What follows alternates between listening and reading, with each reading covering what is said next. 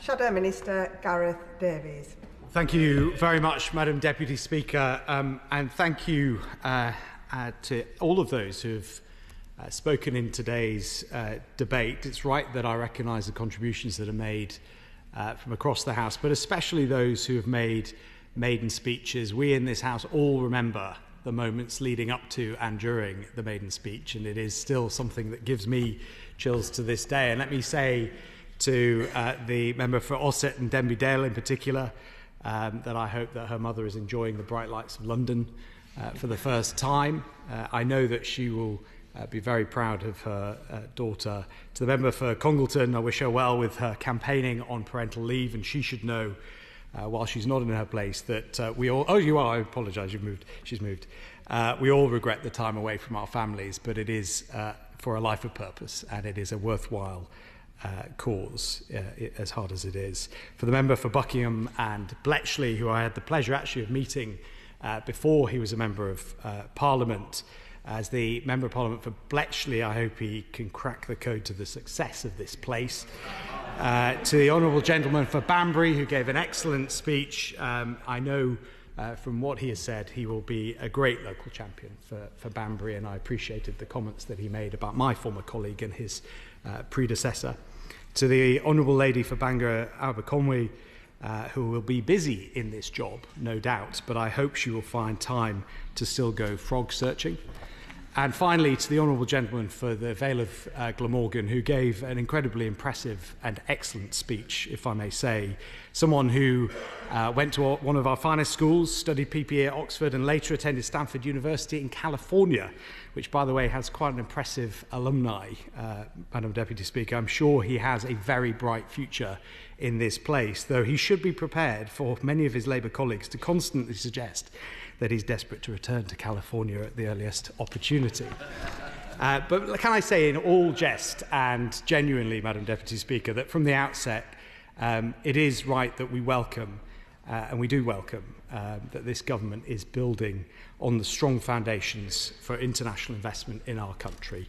As of July this year, a randomly picked date and month, the UK was Europe's leading country for new foreign direct investment projects for a third successive year, with the highest number of total projects in the last 5 years. And the most recent official figures show that the UK ranks second only to the United States for greenfield FDI overall, while leading the world in investment into our renewables sector.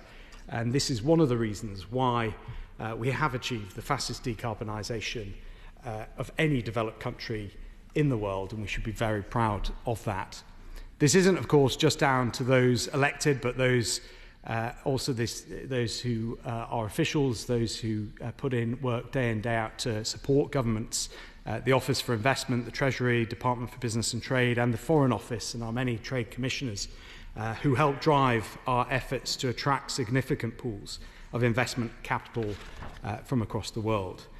Now, this has been a good week for investment into our country, and I think it's important that this House, no, it really has, it's important in this House that we recognise the cross-party heritage of this summit this week, and I'm sure the Minister will acknowledge that when she stands up, where Labour have carried forward good ideas that we Conservatives either implemented or started in government. They deserve credit, and I am very happy to give it. For this was, in the end, a fine follow-up to the Global Investment Summit, which was pioneered this time last year. And our cross-party collaboration doesn't end there, Madam Deputy Speaker. In many cases, this Labour government has announced or re-announced investments which were negotiated and even agreed by its Conservative predecessor. I guess some things sound so good they're worth repeating. As my honourable friend, the member for Thurston Moulton, who's made a timely entrance to this chamber to rapturous applause, has highlighted, over half of the investment which the government announced was actually announced before the general election. Right. Whether it's the $10 billion committed by Blackstone, which was already announced in April, or the $8 billion committed by Amazon, which was negotiated by my right honourable friend, the Shadow Chancellor. I could mention, for example, BW Group, which was announced in 2021, or Crystone, which was announced in 2022.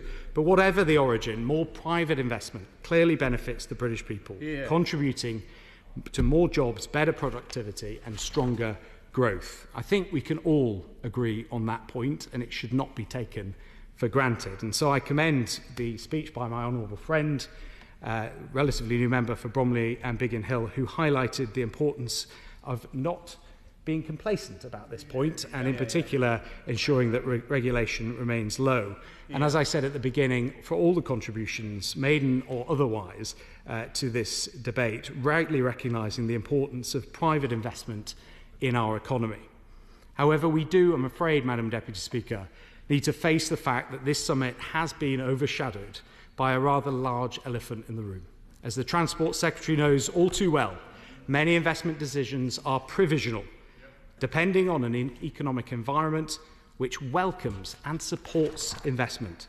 Since Labour have taken office, thanks to all the doom and gloom, made-up black holes and submission to the unions, business and consumer confidence have fallen, and the cost of borrowing for the British government has risen.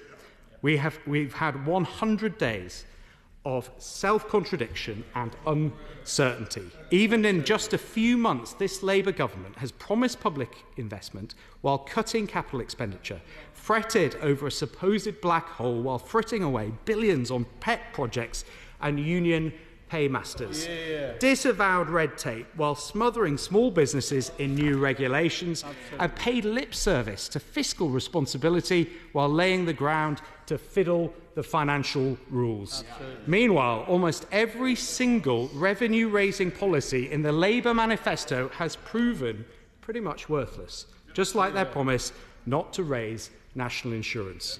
And the rest of us, Madam Deputy Speaker, were left wondering, and continue to be left wondering, if I make a successful investment, how much of the return will I be able to keep? If I take on a new employee, how much tax will I need to pay for the privilege? If I increase my workers' pay, what will the total cost be? If I save for the future, will the government help itself? And if I pass the business I built all my life onto the next generation, will they be penalised? Madam Deputy Speaker, if £1 billion is jeopardised by bad Labour commentary, then £63 billion can be jeopardised by bad Labour policy. Investment and economic growth are not simply convened. They take concerted effort, not contorted fiscal signals. So while some have questioned whether having the summit before the budget was putting the cart before the horse, my worry is that come budget day, the horse will have already bolted. And I wonder, in the event the budget backfires, will the Prime Minister be forced to disown or defenestrate yet another member of his top team to avoid taking responsibility for himself, sacrificing someone else on the altar of self-service? Madam Deputy Speaker, as has been said before, Labour's chaos might be in my party's interest, but it's not in the national interest. I want to see the promise of these investments fulfilled. They must not put these at risk. Let's build on the success of our country's economy and push businesses up who want to succeed, not pull them down when they do succeed. I'm afraid as long as this chaos, scandal and uncertainty continues, I won't hold my breath.